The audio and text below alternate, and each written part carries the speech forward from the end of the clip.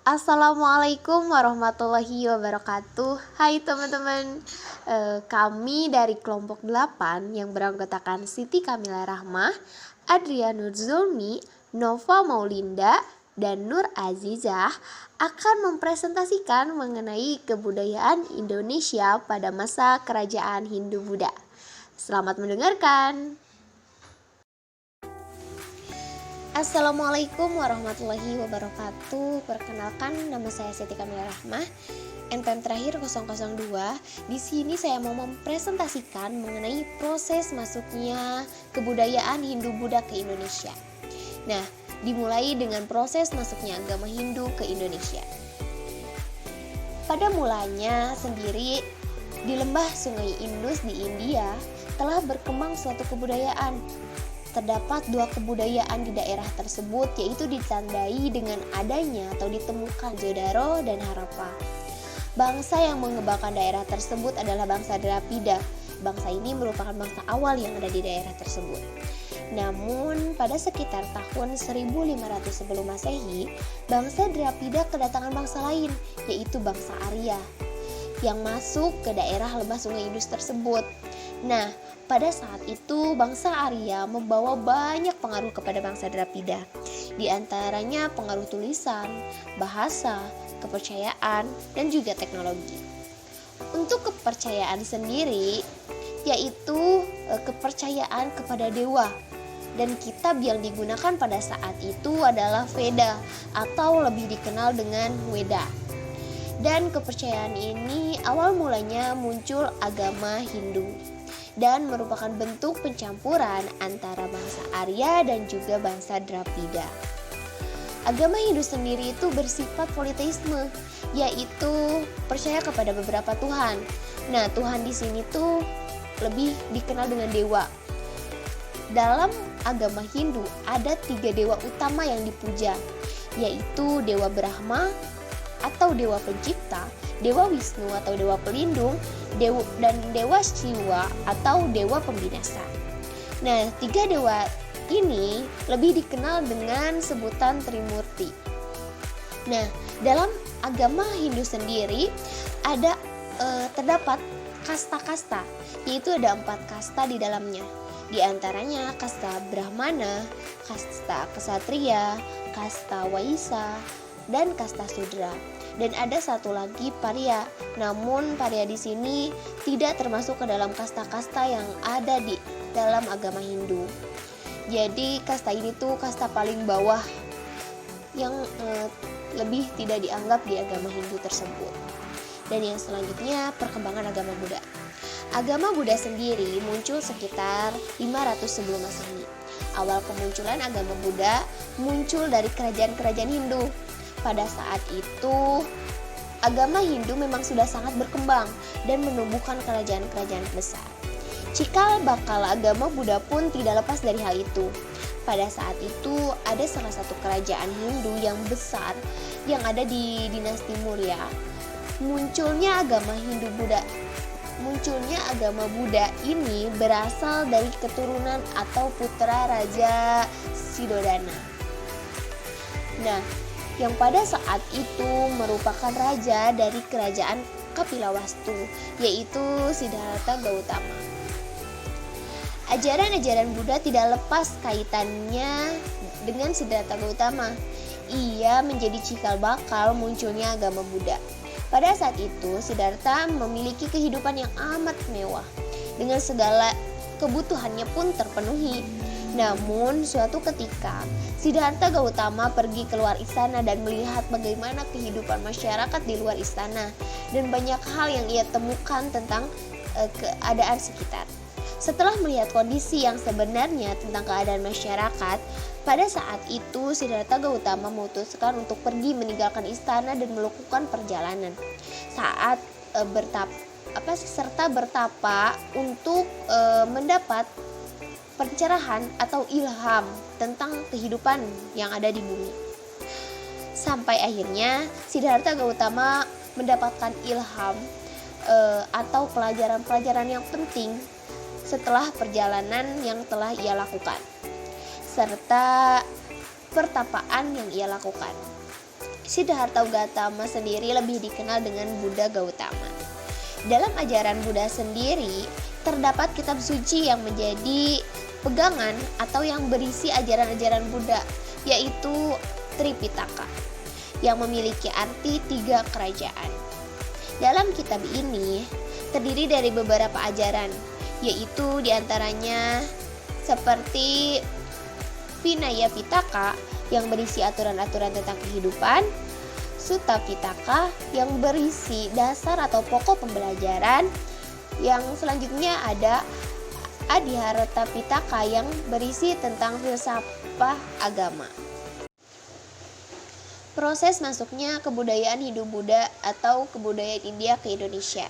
Nah, hal ini tidak lepas yaitu salah satu sebab Hindu-Buddha bisa mencapai Indonesia ya karena Indonesia memiliki akses yang mudah dan sebagai negara kepulauan letaknya sangat strategis, yaitu terletak di antara 2 benua, yaitu Asia dan Australia, dan 2 samudra, yaitu Hindia dan Pasifik.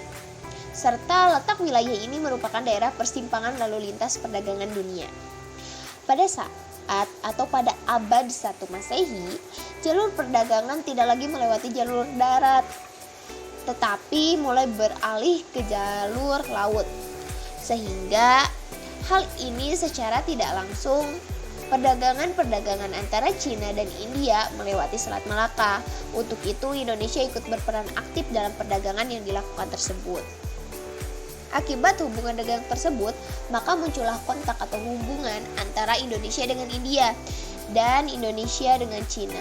Hal ini yang menjadi salah satu sebab masuknya budaya India atau budaya Cina ke Indonesia. Perkembangan agama Hindu Buddha terus berkembang di Indonesia.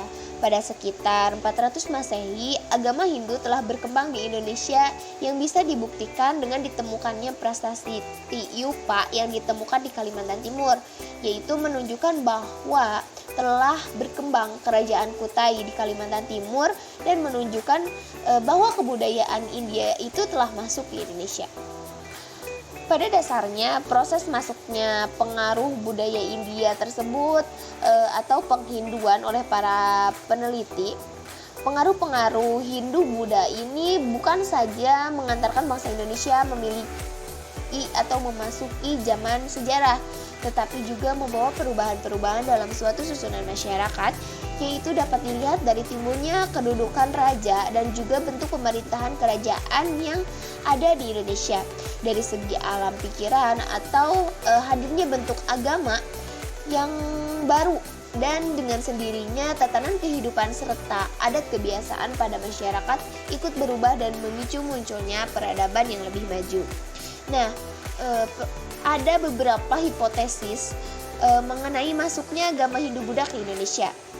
Nah, pada dasarnya tidak ada sumber yang pasti yang mengatakan siapa yang membawa agama Hindu-Buddha ke Indonesia. Walaupun demikian, para ahli memberi pendapat atau hipotesis tentang proses masuknya agama Hindu-Buddha ke Indonesia. Di antaranya ada teori Brahmana, yaitu yang dikemukakan oleh Jacob Cornelis van Leer. Nah, menurut Jacob, penyebaran agama dibawa oleh para kaum Brahmana. Namun dalam teori ini terdapat kelebihan dan kelemahannya. Di antaranya kelebihannya, di Indonesia banyak prasasti-prasasti Hindu-Buddha yang menggunakan bahasa Sanskerta dan huruf Pallawa, yang pada saat itu hanya Brahmana lah yang menguasai atau mampu menggunakan bahasa Sanskerta dan huruf Pallawa. Namun kelemahannya, dalam tradisi Hindu-Buddha, kaum Brahmana pantang menyerang laut. Jadi ada salah satu tradisi yang memang menganjurkan atau melarang para Brahmana menyeberangi lautan. Dan yang selanjutnya ada teori Vaishya yang dikemukakan oleh Nicholas Johannes Crom atau N.J. Crom. Nah, menurut N.J. Crom, penyebaran agama Hindu-Buddha di Indonesia disebabkan oleh pedagang dari India. Namun seperti halnya sebelumnya atau seperti halnya teori sebelumnya, teori ini juga memiliki kelemahan dan kelebihan. Ya, yang pertama kelebihannya bahwa kekayaan alam yang ada di Indonesia sangat menarik minat, yaitu untuk berdagang juga sangat strategis. Nah, jadi dengan adanya melakukan perdagangan dan para pedagang yang berasal dari India menyebarkan agama Hindu di Indonesia ketika sedang berdagang. Nah, namun ada kelemahannya, yaitu para pedagang tidak mengerti bahasa Sanskerta dan huruf Pallawa, di mana bahasa Sanskerta dan huruf Pallawa itu hanya kaum Brahmana kan yang mengetahuinya. Jadi para pedagang cukup lemah dalam penguasaan bahasa Sanskerta dan huruf Pallawa. Jadi ini dijadikan kelemahannya.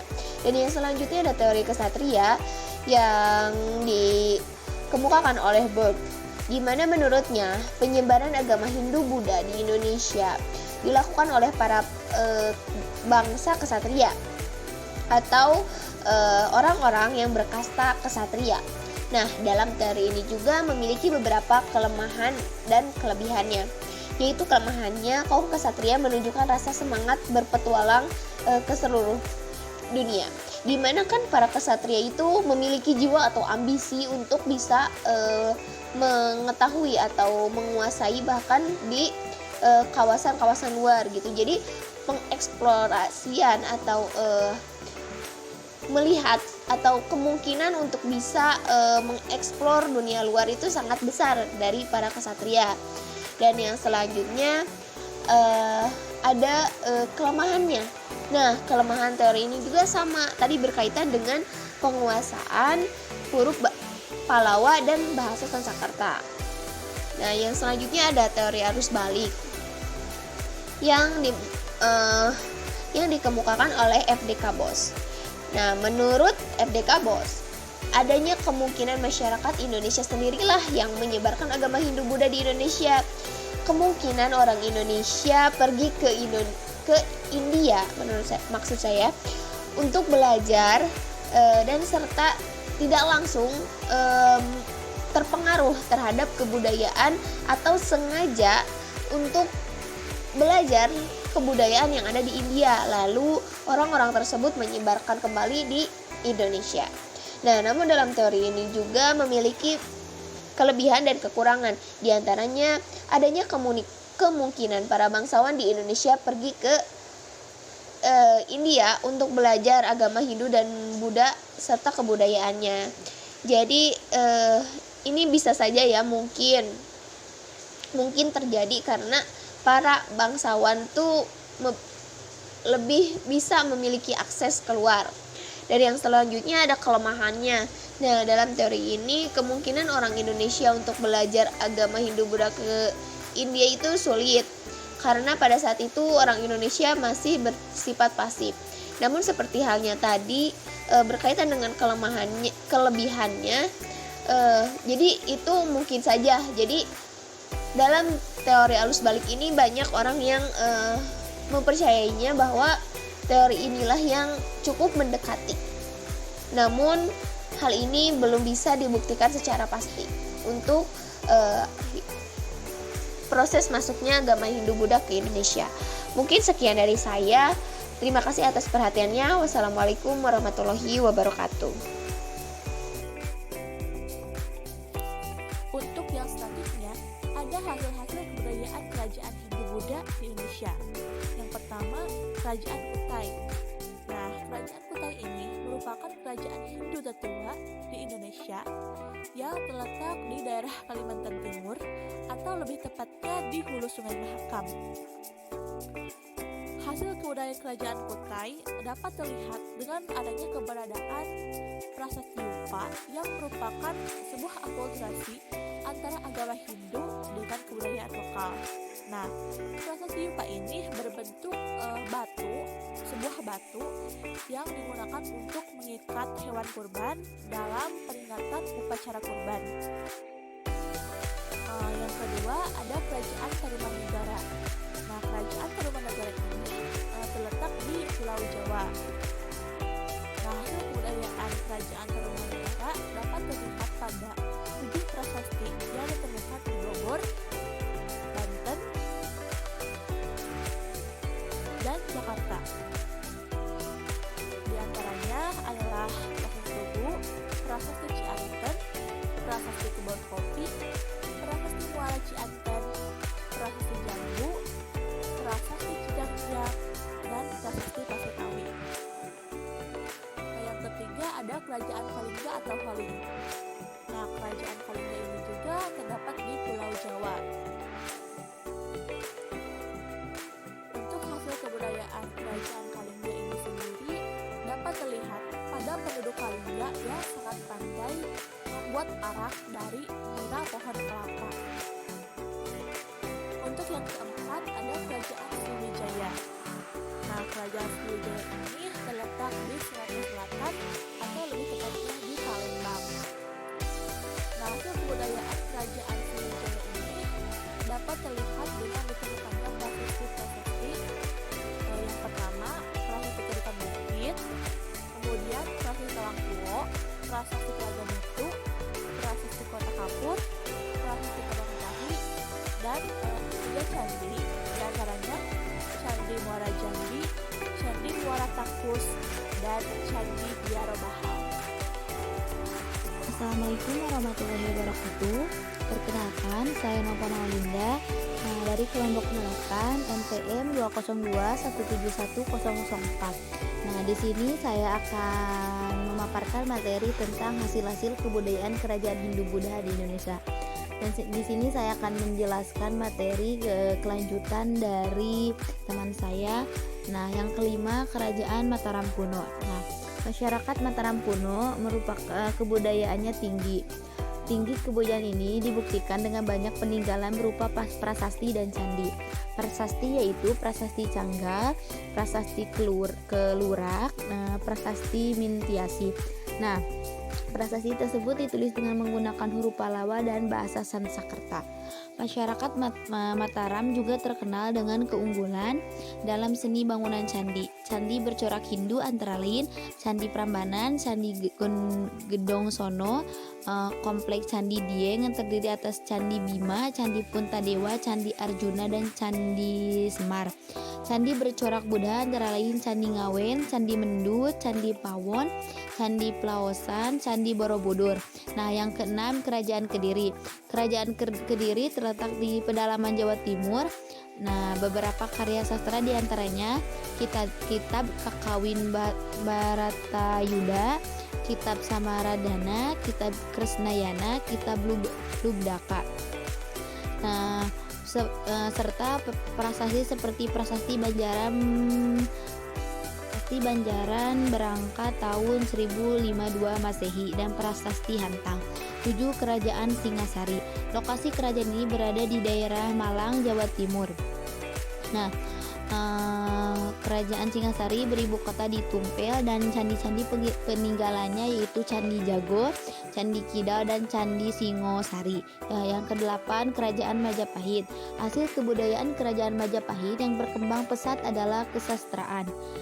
Karya sastra yang berkembang di Kerajaan Majapahit diantaranya satu, Kitab Negara Kertagama, yang kedua Kitab Sutasoma, yang ketiga Kitab Arjuna Wijaya, dan yang keempat Kitab Tantu Pagelaran, yang kelima Kitab Usana Jawa, keenam Kitab Pararaton, yang ketujuh Kitab Ranggalawe, yang kedelapan Kitab Sorandakan, yang ke-9 Kitab Sundayana. Sekian yang dapat saya sampaikan.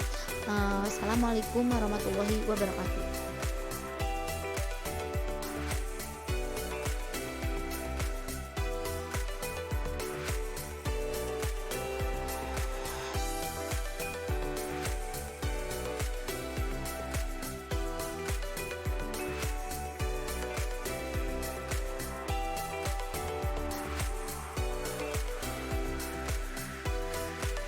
Baik, assalamualaikum warahmatullahi wabarakatuh. Izin memperkenalkan diri, nama saya Adrian Nurzulmi dari kelompok 8 Sejarah Kebudayaan dengan NPM 202111077. Di sini saya akan menjelaskan tentang pencampuran budaya Indonesia dan Hindu-Buddha. Seperti yang telah kita ketahui, kebudayaan adalah hasil usaha manusia yang berupa benda, maupun berupa buah pikiran, termasuk pada saat pengaruh Hindu-Buddha masuk ke Indonesia. Kebudayaan mengalami akulturasi, yaitu penyatuan dua budaya menjadi satu, sehingga membentuk suatu kebudayaan baru, diantaranya terpengaruh dalam seni rupa. Hadirnya pengaruh dari India berakibat dengan perkembangan di bidang seni rupa, seni ukir, dan seni pahat.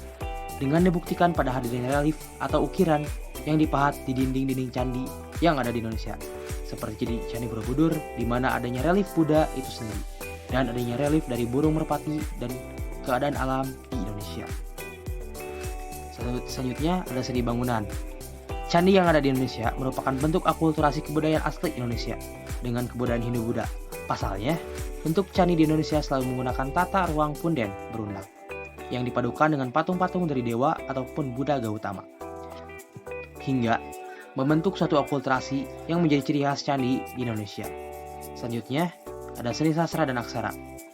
Pengaruh dari datangnya Hindu-Buddha ke dataran Nusantara adalah dengan mulainya penggunaan bahasa Sanskerta dan huruf Pallawa yang memengaruhi kehidupan berkomunikasi bangsa Indonesia itu sendiri. Dikarenakan dikenalnya huruf Pallawa dan bahasa Sanskerta, maka muncullah seni-seni dan karya sastra Indonesia yang dibagi menjadi 3, diantaranya pitutur kitab keagamaan, kitab hukum, dan wiracarita atau kepahlawanan. Yang paling terkenal di Indonesia adalah wiracarita, dengan cerita terkenalnya yaitu Mahabharata dan Ramayana. Hasil dari wiracarita itu kemudian mengalami pengubahan dan juga perubahan oleh Empu Seda dan Empu Pandulu. Berkembangnya wiracarita, Mahabharata dan Ramayana kemudian mengembangkan kesenian wayang yang sampai sekarang terkenal di Indonesia. Selanjutnya ada sistem kepercayaan.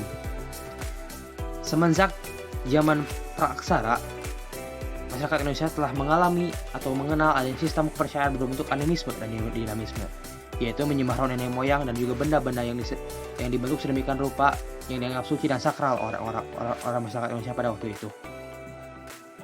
Dengan masuknya Hindu-Buddha ke Indonesia, yang notabene menggunakan candi untuk beribadah, sementara candi Indonesia selain digunakan untuk beribadah juga digunakan untuk makam raja dan menyimpan abu jenazah raja yang meninggal.